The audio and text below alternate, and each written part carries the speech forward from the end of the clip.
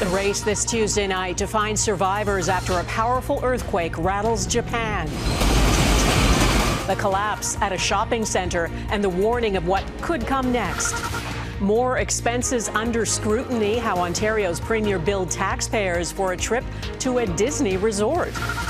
Far-reaching ramifications of China's so-called ethnic unity law. This is so evil. How a pro-democracy activist in Canada says she has been targeted. A Global News exclusive. Plus, unwavering strength. It is a long swim, but I'm really proud that he was able to do it. The Canadian father going the distance for the charities that helped his daughter.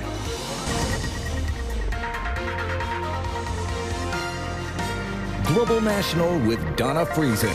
Good evening and thanks for joining us. In Japan, searchers are looking for dozens of people feared trapped after a powerful earthquake hit. The country is prepared for earthquakes, but this one, a magnitude 6.8, still managed to collapse some buildings, damage roads and bridges, and knock out power.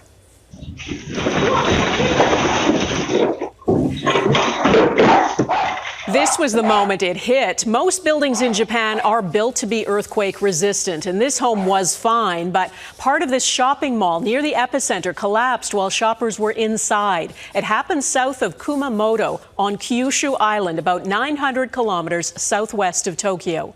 Redmond Shannon reports on what's been damaged and the search for the missing. 4:27 in the afternoon. A magnitude 6.8 earthquake hits near Kumamoto City in southern Japan. In a country which is well prepared for earthquakes, it is often older buildings that are most vulnerable, including this ancient castle wall. I felt as if my body was hovering. It was only when I saw the wall collapse that I realised it was an earthquake, says this man. But many modern structures were damaged or destroyed too, including bridges, trains and highways. A number of people are reportedly unaccounted for after this factory chimney collapsed. The secondary effects, though, may have had the deadliest consequences. State broadcaster NHK shared the moment of an explosion at a shopping mall in the aftermath of the earthquake. The blast reportedly collapsed one of the building's floors. Many shoppers escaped unhurt, but between 20 and 30 people are unaccounted for. Several have died, according to local media. The rescue operation is continuing through the night. Japanese Prime Minister Sanae Takeichi warns that more earthquakes and aftershocks could happen in the coming days, and that there is a risk of buildings collapsing and landslides. Around 300,000 people have had to leave their homes. The same part of Japan suffered a similar magnitude earthquake 10 years ago, killing almost 300 people. The hope is that once these tremors subside, the toll will be much lower. Redmond Shannon, Global News, London. As Western Europe is engulfed by another searing heat wave, wildfires that have forced more than 300,000 people from their homes are expected to get worse. A blaze west of Madrid has become Spain's largest ever, and that fire near Bordeaux in southwestern France is still raging. Western Europe recorded its hottest June on record last month, and today the UN climate chief said the awful costs of the climate crisis, both human and economic, are reaching national emergency levels. Mike Armstrong reports. It is a battle one firefighter is calling David versus Goliath. The massive fire west of the French city of Bordeaux has everything in its favor. Temperatures over 30 degrees Celsius, winds over 30 kilometers an hour, and less than 30% humidity. Firefighters have continued to hold the line. They hold the line with the top of the priority is to protect humans. Now, crews have contained the fire outside Bordeaux. It's considered stable. But even in areas where flames have been extinguished, Tuesday's winds have caused flare-ups. Add to that another heat wave set to hit Wednesday, with predicted daytime highs over 40 degrees through Sunday. The forecast, this commander says, is going to make the work more complicated. Even as the government announces new evacuations, some areas are being reopened. People have been allowed home in 3 villages, but told to be ready to leave again. Some have returned and found little left. Rafael Fojano says it hurts. You feel helpless. You tell yourself you're going to bounce back, but it's like hitting a brick wall. Well, there are similar scenes in Spain. This man stayed and fought as long as he could. He says the fire passed through during the night. He ended up watching over his surveillance cameras. Spain's prime minister says there are 8 major wildfires in his country. Fires have burned more than 170,000 hectares in Spain, 6 times more than at the same time last year. Now, the coming heat wave will be the 4th to hit Europe since May. They've made wildfires worse, and they've killed 18 people, but there's more to the story. In Spain and France alone, the extreme heat is being blamed for the deaths of more than 9,000 people. Mike Armstrong, Global News, Montreal. Emergency crews on the front lines of British Columbia's wildfire fight are getting reinforcements. More than 200 firefighters are flying in. Crews from Yukon landed in BC yesterday. More from Alberta are arriving today. And additional support from Mexico will be on its way next week. One former firefighter with the BC Wildfire Service says the extra hands are desperately needed. We have pretty strict rules as to how long crews can work, how many days in a row they can work. So this does a lot of backfilling and helps provide some of that respite that's needed by our crews. More than 130 wildfires are raging across BC. About 50 of them are out of control. No new evacuation orders or alerts have been issued today. A tornado carved a path of destruction through Wisconsin on Monday. It's definitely tornado. Trees were toppled, homes damaged, and cars were flipped. Power was cut to tens of thousands of people in northwestern areas of Wisconsin. People had been warned to take shelter, and there are no reports of any deaths. The U.S. president led tributes today at the memorial service for Lindsey Graham. The Republican senator from South Carolina died this month just after returning from a trip to Ukraine. Lawmakers from both sides of the aisle paid tribute to Graham, who Donald Trump said died doing the work he was born to do. Graham was once one of Trump's sharpest critics, saying he was fueling fear and division, but he later became a huge Trump supporter. Graham was also a strong supporter of both Ukraine and Israel, and leaders of both those countries were at the memorial service today. They also met President Trump, this time in sessions that were closed to the media. Jackson Prosco reports on how those meetings went. The 2 wartime leaders came to Washington with a common goal: shore up American support.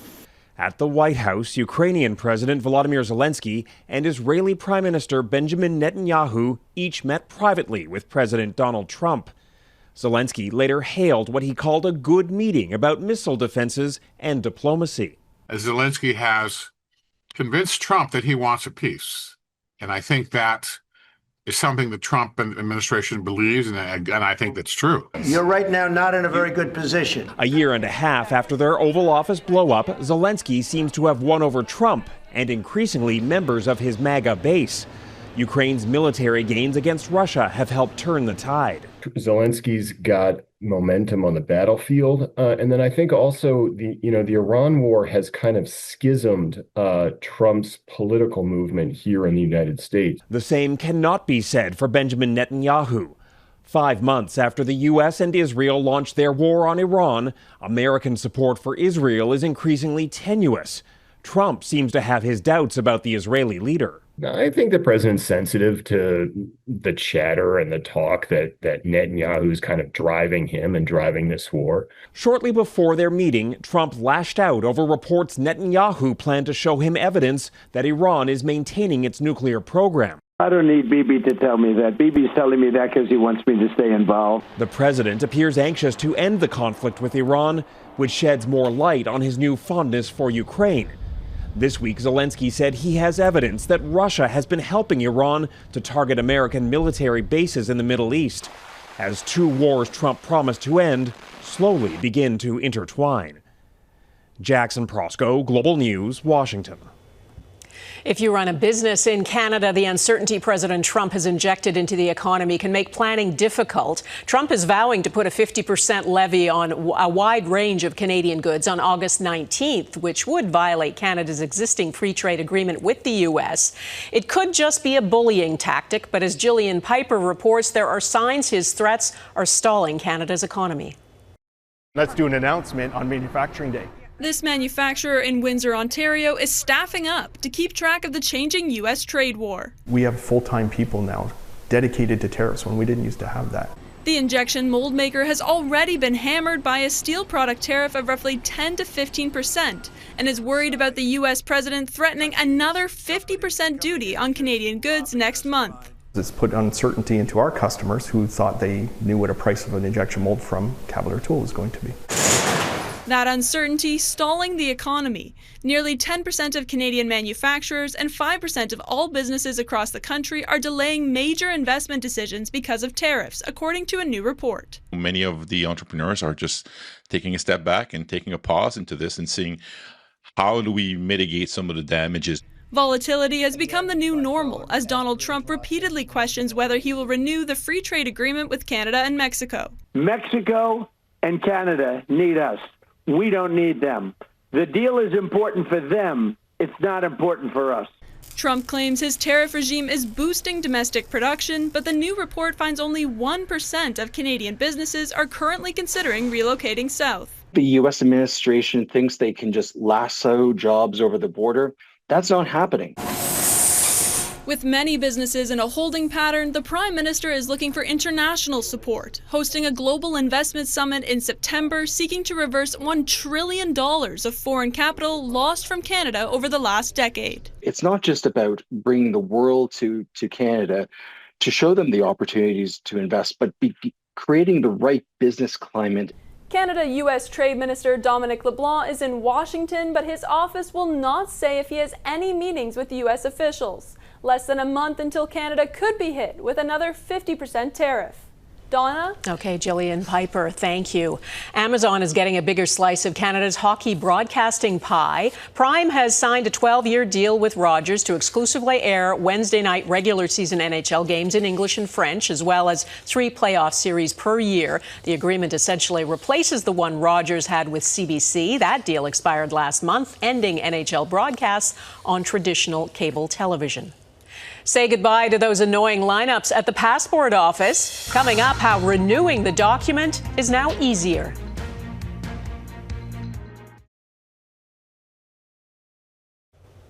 Ontario's premier, who has boasted about never expensing a dime of taxpayers' money, is taking some heat. It turns out Premier Doug Ford did expense a trip he took to a conference at the Disney Beach Club Resort in Orlando last year. He was there to give a speech, and the trip was not a secret, but as Colin D'Mello reports, it did cost taxpayers. What might sound like a political rally was instead a conference for one of North America's largest labor unions, featuring Ontario Premier Doug Ford as a keynote speaker. Under a progressive conservative government, we respect the value of like-minded private sector unions. Ford's appearance in July of 2025 was funded entirely by Ontario taxpayers, who paid for the premier to fly to and stay at the Disney Resort in Orlando, Florida, to attend the conference. I would expect answers from him about what the nature of this trip was, why he thought it was an acceptable expense. As the Ford government faces an expenses scandal, the premier has been defending his own use of taxpayer funds. What you should do is look into my expenses and find out that I have 0 expenses. But expense disclosures reveal the premier, along with Labour Minister David Piccini and 2 staffers, billed nearly $12,000 for a round trip to Disney to attend the conference. The trip was in support of LIUNA, a private sector union that has a long history of supporting the Progressive Conservative Party, and one that receives direct funding from the Ontario government. What value did Ontario taxpayers get out of that trip?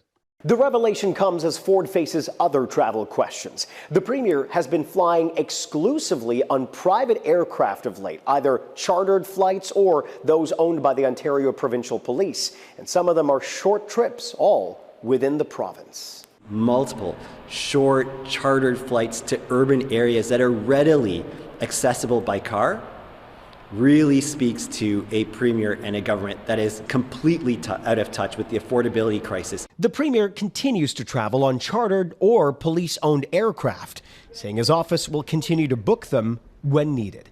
Colin D'Mello, Global News, Toronto.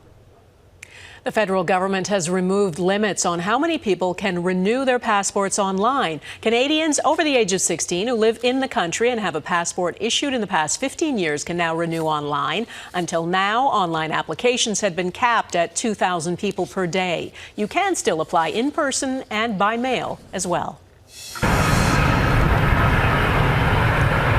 This is the moment a new Airbus A350-1000 touched down after what is believed to be the longest ever commercial flight. It was in the air for 24 hours and 24 minutes, flying from Melbourne, Australia to Toulouse, France. The test flight by Qantas Airlines is part of the airline's plan to launch a direct flight from Sydney to London next year. China's so-called ethnic unity law ahead, the Toronto woman who could be caught in Beijing's crosshairs.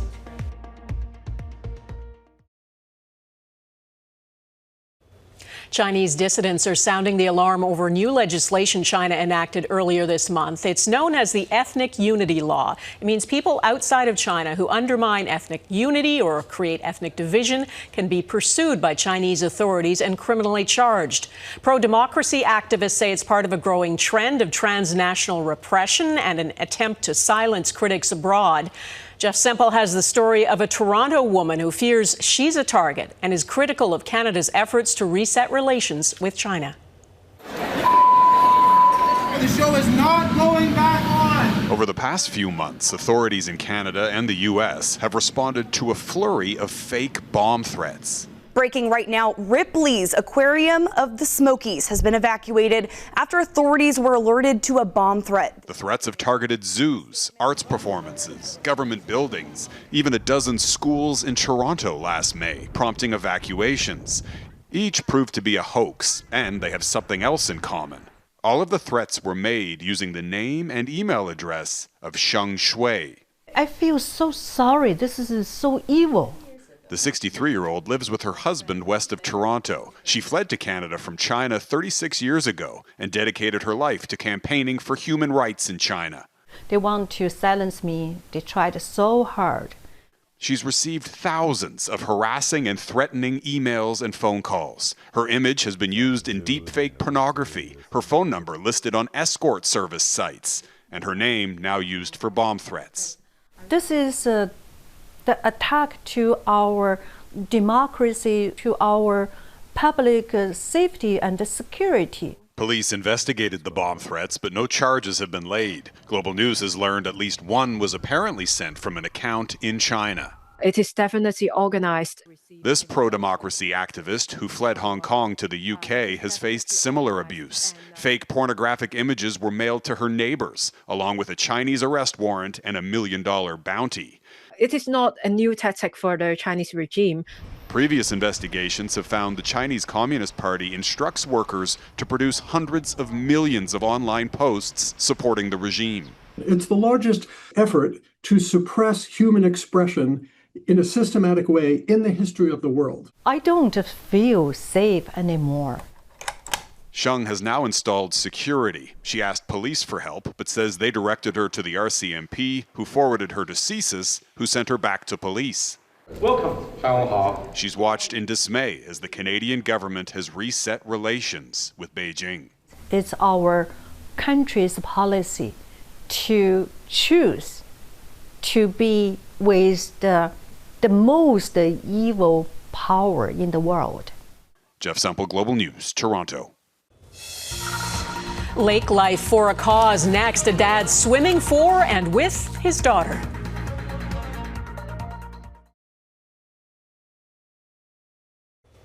A father in Ontario has completed a phenomenal challenge. He swam 100 kilometers across Lake of the Woods, completing about 10 kilometers each day, the same distance as the marathon swimming event at the Olympics. He raised over $80,000 in the process. Marney Blunt explains what motivated him to do it. Lake life is a way of life for Chad English, whether on the water or in it. I love being in the water. It's therapeutic. It's calming. It's sometimes chaotic, but it's just so beautiful all at the same time. A passion he shares with his daughter, Sophie. I got into swimming at probably 7 years old, and I always felt like the water was a safe place because when I was younger, I wasn't able to walk on my own. But then when I got in the water, I was able to walk because the water would hold me. Sophie was born at 32 weeks and had to undergo heart surgery. She was diagnosed with cerebral palsy at 1 year old and has undergone multiple orthopedic surgeries since. Now, at 15, she's a 3-time Canadian paraswimming record holder, has 6 provincial records, and has her eyes on the Paralympics. You know, watching her swim in the pool and going to the swim meets gives me more drive and determination. And English took that determination to a new level this month, swimming across Lake of the Woods to raise funds for organizations and the community that helped his daughter. Swimming approximately 110 kilometers from the Sable Islands near the Canada-US border to Kenora, Ontario. 12 days in the water and in the quiet of nature. Honestly, it's magic for me, and it's always a gratifying experience. I love being in the water. And on Sunday, English got to cross the finish line in Kenora with his daughter joining him, swimming at his side. You know, just stroke after stroke, I would look back and I would see her and she would tell me, go a bit faster, come on, we got to go a bit faster, Dad. I'm really proud that he was able to do it and raise so much money to help all the organizations that helped me. An entire community there to support them at the finish line and support a journey and cause so close to his heart. Marney Blunt, Global News, Kenora, Ontario. So great. That is Global National for this Tuesday. I'm Donna Friesen. Tonight's Your Canada is this family of Canada geese chilling at the South Saskatchewan River in Saskatoon. What cuties. We'd love to see your Canada. We love national pride, but you don't always have to include a flag in your photo. It's not mandatory. You can email your photos to globalnational@globalnews.ca. And thanks for watching. Hope to see you here again tomorrow. Bye-bye.